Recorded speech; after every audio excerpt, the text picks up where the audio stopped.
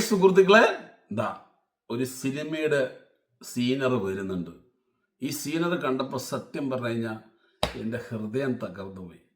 എത്ര മാത്രം മുസ്ലിം അല്ലാത്ത മതക്കാർ പീഡനങ്ങൾ അനുഭവിച്ചിട്ടുണ്ട് എന്നുള്ളത് ഈ സിനിമയിലൂടെ കാണിക്കുന്നുണ്ട്. അപ്പോൾ ആദ്യം ആ സീനർ ഒന്ന് കണ്ടിട്ട് വരിക.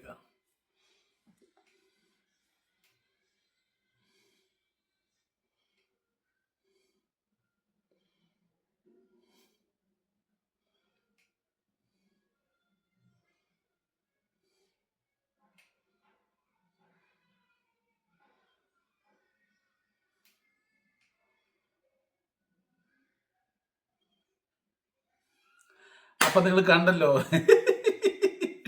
ഇതാണ് അടിച്ച് അണ്ണാക്കിൽ കൊടുക്കുക എന്ന് പറയുന്നത്. അതായത് ഈ ഒരു സിനിമയുടെ ട്രെയിലർ പുറത്തു വന്നപ്പോൾ അതിലൊരു സീനാണ് ബീഫ് നിർബന്ധിച്ച് തിന്നിപ്പിക്കുന്നത്.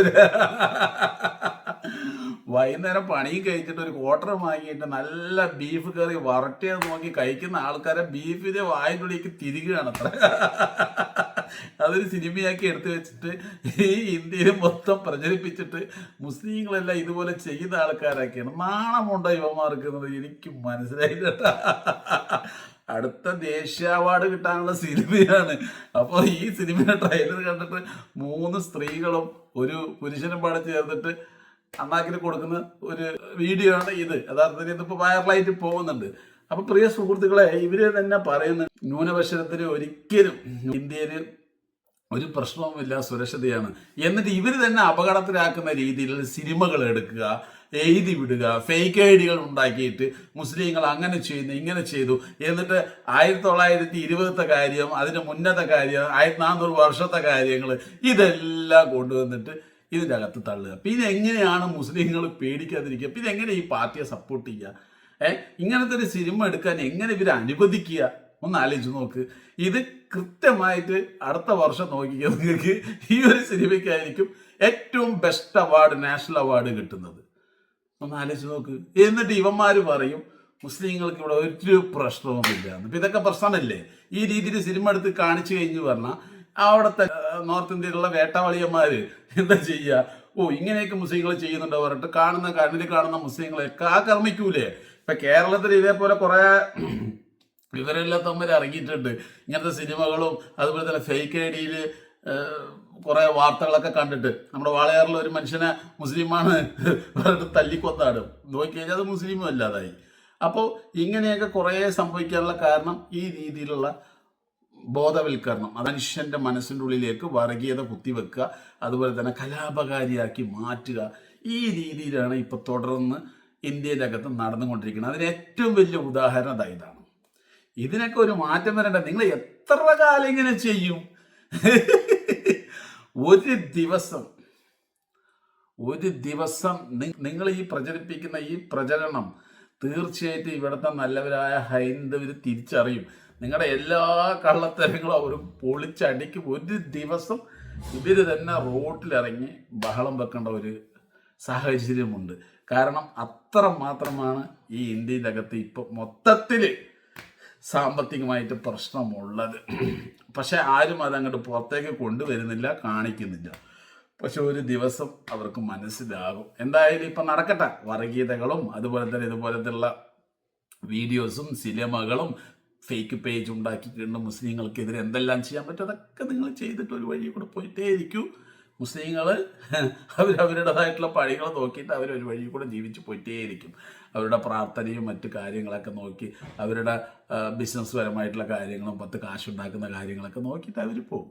നിങ്ങൾ ഇവരെ നോക്കിയിട്ട് ഇങ്ങനെ വെള്ളം ഇറക്കിയിട്ട് ഇങ്ങനെ അതായത് ഈ ഇടയ്ക്ക് ഒരു കാട്ടുപാക്കനുണ്ടായിരുന്നു. എന്താ അവൻ്റെ പേര്? കരടിയാ കാളിയാ അങ്ങനെ എന്തോ ഒരുത്തൻ. അങ്ങനെ മുസ്ലിങ്ങളെ കണ്ടുപഠിക്കണം. അവ ഇത്ര ദിവസം മുസ്ലിങ്ങളെ തെരവിച്ചുകൊണ്ടിരുന്നവരാ.